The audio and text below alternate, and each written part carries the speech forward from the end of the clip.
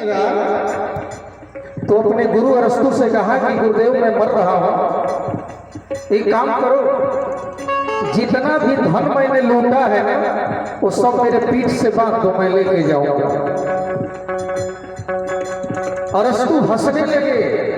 अरस्तु ने कहा अरे मूर्ख, ये संभव हो सकता है कि सुई के नोक से एक विशाल हाथी बाहर निकल जाए, ये संभव है, परंतु ये असंभव है कि मरने के बाद कोई अपने साथ में कुछ ले जा सके। सिकंदर सुनकर के रोने लगा, चिल्लाने लगा, छाती पीटने लगा, गुरुदेव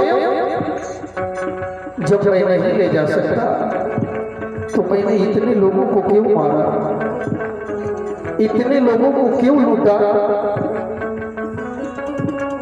मैंने चोरी क्यों किया, घुसखोरी क्यों किया। गुरुदेव अंतिम इच्छा है, एक इच्छा तो पूरी कर दो। बोले क्या?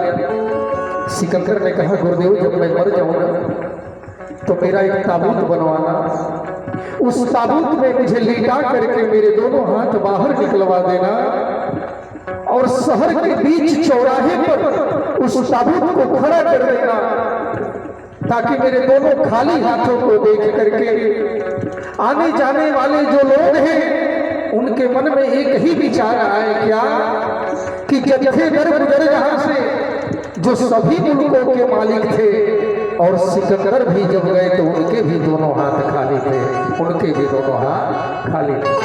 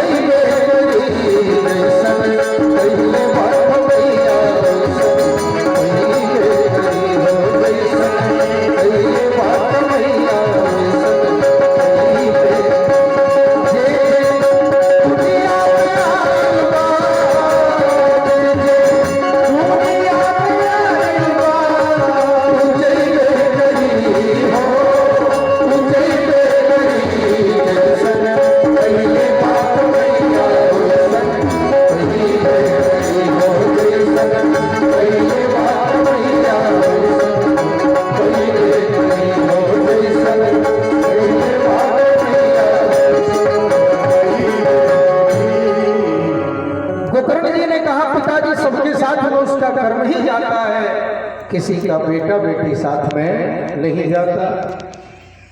बोले पुत्र तो क्या करूं? बोले अब चलिए घर छोड़ के चल करके जंगल में तपस्या करिए। छोड़िए, जो ये करेगा वो अपना कर्म